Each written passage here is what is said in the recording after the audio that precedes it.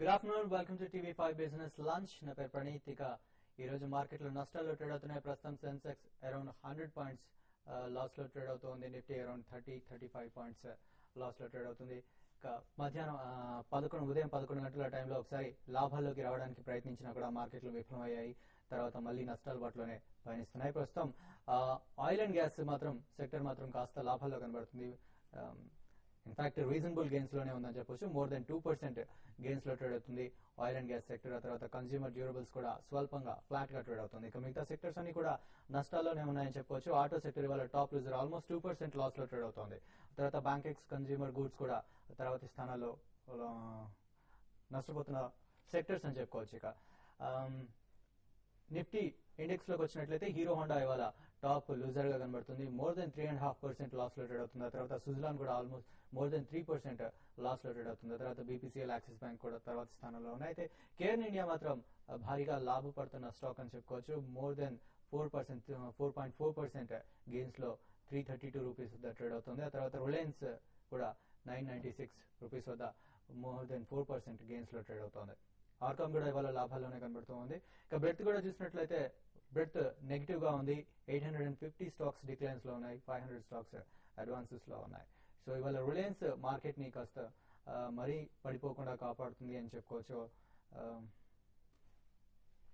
Okay, ఇది ప్రస్తుతం market ఉన్న సిచ్యువేషన్. ఇక మార్కెట్ గురించి మరింత విశ్లేషణ అందించడానికి అలాగే మీ కాల్స్ కి సమాధానం ఇవ్వడానికి మనతో పాటు ఇవాళ బాలు గారు అండ్ సుందర్ గారు ఉన్నారు. సో వెరీ గుడ్ ఆఫ్టర్నూన్ అండి. బాలు గారు, ప్రస్తుతం చూసినట్లయితే మార్కెట్ ఇంకా పడకుండా రిలయన్స్ కాస్త కాపాడుతున్నట్టుగా అనిపిస్తుంది. మీరే? అవునండి, బేసిక్లీ నిన్న బీపీ డీల్ జరిగింది కాబట్టి ఈ రోజు రిలయన్స్ స్ట్రాంగ్ గెయిన్స్ కనిపిస్తుందండి. అదర్వైజ్ మార్కెట్ ఇంకా రేంజ్ బౌండ్ గానే ఉంటుంది. ఎందుకంటే మనకి నెక్స్ట్ వీక్ సెంట్రల్ బడ్జెట్ ఉంది. తర్వాత ఈ థర్స్డే F&O క్లోజింగ్ ఒకటి ఉంది. ప్లస్ ఇదే కాకుండా ఇంకొకటి మనకి ఆర్బీఐ కూడా మార్చ్ లో ఒకవేళ ఇంట్రెస్ట్ రేట్స్ ఇంక్రీజ్ చేస్తారేమో అని ఇదొక ఈవెంట్ కూడా ఉంది. ఓవరాల్ గా చూసుకుంటే మనకి event full next 1 or 2 fortnights ఉన్నాయి కాబట్టి మార్కెట్ కొద్దిగా రేంజ్ బౌండ్ గానే ఉండే అవకాశం ఎక్కువ ఉందండి. ప్రస్తుతం ఇది ఒక ట్రెండ్ సెటర్ మాత్రం కాదు, but market post March results అంటే ఈ ఇయర్ ఎండ్ రిజల్ట్స్ ప్లస్ ఈ క్వార్టర్ రిజల్ట్స్ కూడా కంబైన్ గా వస్తాయి కాబట్టి ఈ అన్సర్టన్ ఈవెంట్ అనేది బడ్జెట్ అయిన తర్వాత డెఫినెట్లీ మనకి సెక్టోరల్లీ దేని మీద ప్రభావం ఎక్కువ చూపిస్తుంది. బడ్జెట్ అది నిర్ధారించుకున్న తర్వాత ఇన్వెస్టర్స్ ఇన్వెస్ట్ చేయడానికి ఫస్ట్ ప్రైస్ పాయింట్ లో అక్కడ దే కెన్ వెంచర్ అవుట్ అండి. అప్పటిదాకా మాత్రం కొద్దిగా కాషియస్ గా ఉండి క్యాష్ లో ఉంటేనే బెటర్ అని చెప్పొచ్చు. ఓకే, సుందర్ గారు, నిన్నటి లాభాలు మళ్ళీ మార్కెట్ ఇవాళ కోల్పోతుంది. So technicals ఏమంటున్నాయి? ట్రెండ్ చూస్తే బాగా వీక్నెస్ గా కనిపిస్తుంది. నిన్న ఒక స్ట్రాంగ్ టెక్నికల్ పుల్ బ్యాక్ తప్ప బుల్లిష్ రివర్సల్ కనిపించలేదు. ఇవాళ గ్లోబల్ క్లూస్ ని కూడా చూస్తే ఓపెనింగ్ లోనే ఇంచుమించు ఏషియన్ మార్కెట్స్ ని 2% పట్టడంతో మన మార్కెట్ బాగా పడింది. కాకపోతే ఇందాక మీరు చెప్పినట్టు రిలయన్స్ ఒక్క స్టాక్ వల్ల మార్కెట్ కొంచెం ఈ మాత్రమే నిలబడింది. ఇప్పుడు ఇమ్మీడియట్ గా ట్రేడర్స్ స్ట్రాటజీ చూస్తే కనుక 5475 దగ్గర గట్టిగా సపోర్ట్ కనిపిస్తుంది ఇంట్రాడేలో. ఈ లెవెల్ కింద కనుక 75 కింద కనుక కాసేపు ట్రేడ్ అవుతాయి కనుక షార్ట్ పొజిషన్ తీసుకుని 45-50 లెవెల్లో కొంచెం కవరింగ్ చేసేయచ్చు. మార్కెట్ ఎట్టి పరిస్థితుల్లో క్లోజింగ్ లో 5450 పై నిలబడాలి. 50 పై నిలబడితే కనుక ట్రెండ్ పర్వాలేదు, కొంచెం ఒక మళ్ళీ రీబౌండ్ వచ్చే అవకాశం ఉంది. అలా కాకుండా 5450 కిందే కనుక మార్కెట్ క్లోజ్ అవుతే కనుక టెక్నికల్ గా వీక్నెస్ ఇండికేషన్ కనిపిస్తున్నట్టు అవుతుంది. ఇప్పుడు 5450 కింద మరింత వీక్నెస్ వస్తుంది. అలాగే ఇప్పుడు డౌ ఫ్యూచర్స్ చూస్తే కనుక ఇంచుమించు 70-80 పాయింట్ల వరకు మైనస్ సడన్ గా పడిపోవడం జరిగింది. సో దీనివల్ల మార్కెట్ లో కూడా ఒక కరెక్షన్ వచ్చే అవకాశం కనిపిస్తుంది. అలాగే అమెరికన్ మార్కెట్స్ కూడా చూస్తే లాస్ట్ 1-2 మంత్స్ గా కంటిన్యూస్ అప్ ట్రెండ్ కరెక్షన్ రాలేదు. అక్కడ కూడా కొంచెం కరెక్షన్ డ్యూగా ఉంది కాబట్టి మన మార్కెట్ కూడా 1 or 2 days కొంచెం బడ్జెట్ వచ్చేంత వరకు కొంచెం కన్సాలిడేషన్ వీక్నెస్ బయాస్ తోటి మూవ్ అయ్యే అవకాశం కనిపిస్తుంది. ఓకే, కొన్ని కాల్స్ చూద్దాం. ఫస్ట్ కాలర్ కర్నూలు నుంచి గణేష్ గారు లైన్ లో ఉన్నారు. హలో, నమస్కారం సార్. గణేష్ గారు చెప్పండి. నాది చెంబలో 93లో ఉన్నాయి సార్. అలాగే నాగార్జున ఫెర్టిలైజర్స్ 30లో ఉన్నాయి సార్. ఇంకా హోల్డ్ చేయొచ్చా లేకుంటే ఎగ్జిట్ అవ్వాలని? లాంగ్ టైం తీసుకున్నాము, ఎట్లా ఉంటాయని కొద్దిగా. బేసిక్ చెంబల్ కానివ్వండి, నాగార్జున కానివ్వండి, అంటే out of the 2 Chambal is a better stock అనుకోండి. బట్ ఓవరాల్ గా చూసుకుంటే ఇది ఒక సైక్లికల్ ఇండస్ట్రీ అండి. అదే కాకుండా ఇప్పుడు మనకి సెంట్రల్ బడ్జెట్ ఉంది కాబట్టి మనకి యూరియా కానివ్వండి లేకపోతే న్యూట్రియంట్ బేస్డ్ ఫర్టిలైజర్స్ మీద ఏదైనా పాలసీ టింకరింగ్ జరగచ్చు అని చెప్పి కొద్దిగా అందులో బయింగ్ ఇంట్రెస్ట్ అనేది కనిపించచ్చు. బట్ ఓవరాల్ గా ఇది ఒక ప్రైస్ కంట్రోల్డ్ కమాడిటీ అండి. మనకి ఎప్పుడైతే ప్రైస్ కంట్రోల్ ఉంటుందో గవర్నమెంట్ పరంగా ఏదైనా కమాడిటీ మీద అందులో మేజర్ గెయిన్స్ అంటూ రావు. సో ఇన్ మై ఒపీనియన్ మీరు బడ్జెట్ అయిన తర్వాత కొద్దిగా అగ్రికి ఏదైనా బూస్ట్ ఇస్తే ఒకసారి అక్కడి నుంచి మీరు బయటపడమే మెరుగండి. లేకపోతే 31st March and year ending results చూసిన తర్వాత మీరు ఇందులో ఒకసారి ప్రాఫిట్ బుక్ చేసి బయటకు వస్తేనే బెటర్ అండి. ఓకే, నెక్స్ట్ కాలర్ రేఖా గారు ఉన్నారు. హలో హలో, చెప్పండి. ఐడిబిఐ గురించి అలోక్ గురించి ఒకసారి చెప్తారండి. ఐడిబిఐ అలోక్ ఇండస్ట్రీస్ తీసుకున్నారండి ఇవి రెండు మీరు? అవునండి, స్టాప్ లాస్ అలోక్. ఓకే, ఐడిబిఐ మటుకు ప్రస్తుతానికి మీరు వెయిట్ చేయండి. లాస్ట్ ఒక ఈ మార్కెట్ లో చూస్తే కనుక బేరిష్ మార్కెట్ లో 200 నుంచి 135 వరకు పడి ఇప్పుడే కొంచెం రికవరీ రావడం జరిగింది. స్టాప్ లాస్ నడుపుతున్నారు. 130 కింద స్టాప్ లాస్ పెట్టుకుని హోల్డ్ చేయండి. 130 కింద కనుక 1 or 2 సెషన్స్ క్లోజ్ అవుతాయి కనుక ఫర్దర్ వీక్నెస్ 115 వరకు వచ్చే అవకాశం ఉంది. కానీ పెద్దగా డౌన్ సైడ్ రిస్క్ ఇమీడియట్ గా లేదనిపిస్తుంది. అలోక్ ఇండస్ట్రీస్ చూస్తే కనుక 35 రూపీస్ నుంచి ఇంచుమించు 20 రూపీస్ వరకు కరెక్షన్ రావడం జరిగింది. బట్ లాస్ట్ 1 వీక్ లో రీబౌండ్ వచ్చినా కూడా పెద్ద ఏమి స్ట్రెంత్ అనేది కనిపించట్లేదు. ఒక minor technical pull back recovery తప్ప రివర్సల్ ఏం కనిపిస్తుంది. హోల్డ్ చేయండి. 20 రూపీస్ దగ్గర స్ట్రాంగ్ సపోర్ట్ కనిపిస్తుంది. ప్రస్తుతం హోల్డ్ చేయండి. ఓకే, నెక్స్ట్ మరో కాలర్ లైన్ లో ఉన్నారు. హలో హలో, గుడ్ ఆఫ్టర్నూన్ అండి, చెప్పండి. సార్ మెర్కిటర్ లైన్స్ గురించి అడగాలండి. తీసుకున్నారండి మీరు? తీసుకున్నామండి.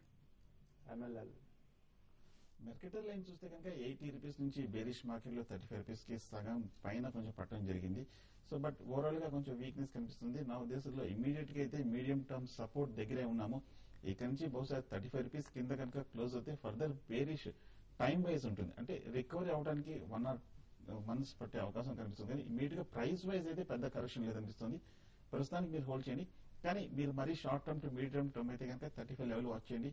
35 కింద కనుక 2-3 సెషన్స్ క్లోజ్ అవుతాయి కనుక కొంచెం short term two medium term weakness expect చేయొచ్చు. ఓకే, నెక్స్ట్ కాలర్ విమల గారు ఉన్నారు. హలో గుడ్ ఆఫ్టర్నూన్ అండి, చెప్పండి. హలో చెప్పండి, గుడ్ ఆఫ్టర్నూన్ అండి, బాలా గారితో మాట్లాడాలి. మాట్లాడండి. హలో బాలా గారు, గుడ్ ఆఫ్టర్నూన్ అండి. గుడ్ ఆఫ్టర్నూన్ అమ్మా, చెప్పండి. మీరు టీవీ సౌండ్ తగ్గించి ఫోన్ లో మాట్లాడండి ప్లీజ్. టైం వేస్ట్ సార్, అవుతుంది. నాకు గుజరాత్ ఎన్ఆర్ఈ కో గురించి ఇన్ఫర్మేషన్ కావాలి sir. Yeah, basically Gujarat NRE coke అనేది యాక్చువల్లీ ఒక హై ఈక్విటీ బేస్డ్ కంపెనీ అండి. ప్లస్ ఆ కంపెనీలో లాస్ట్ ఫ్యూ ఇయర్స్ లో చూసుకుంటే ఈక్విటీ డైల్యూషన్ అనేది చాలా హెవీగా అయింది. బట్ లాస్ట్ ఫ్యూ మంత్స్ లో మనకి ఓవరాల్ గా international prices of coal coke బాగా పెరిగాయి కాబట్టి కొంచెం ఏమన్నా ఇందులో they can be some life in the stock. Otherwise ఇది ఇన్వెస్ట్మెంట్ కి మాత్రం ఐ వుడ్ నాట్ రికమెండ్ అండి.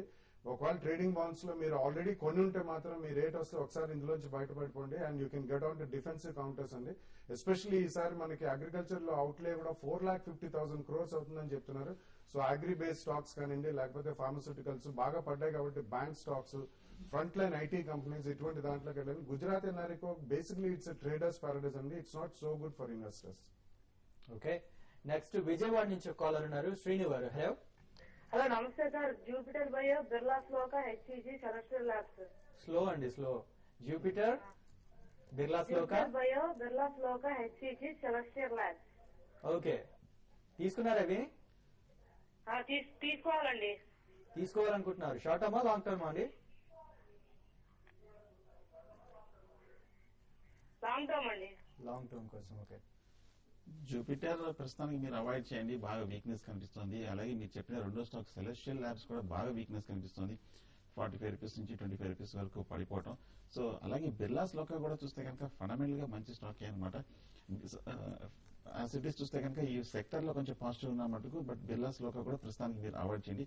మార్కెట్ కరెక్షన్ తో పాటు బిర్లాస్ లోకాలో కూడా ఈ సాఫ్ట్వేర్ ఎడ్యుకేషన్ సంబంధించిన స్టాక్ ప్రస్తుతానికి 3 స్టాక్స్ మీరు అవాయిడ్ చేయండి. మార్కెట్ కొంచెం సెటిల్ అయితే ఫండమెంటల్ గా ఫార్మా కానీ బ్యాంకింగ్స్ కానీ అటువంటి స్టాక్స్ లో ఎంటర్ అవడమే మంచిది అనిపిస్తుంది.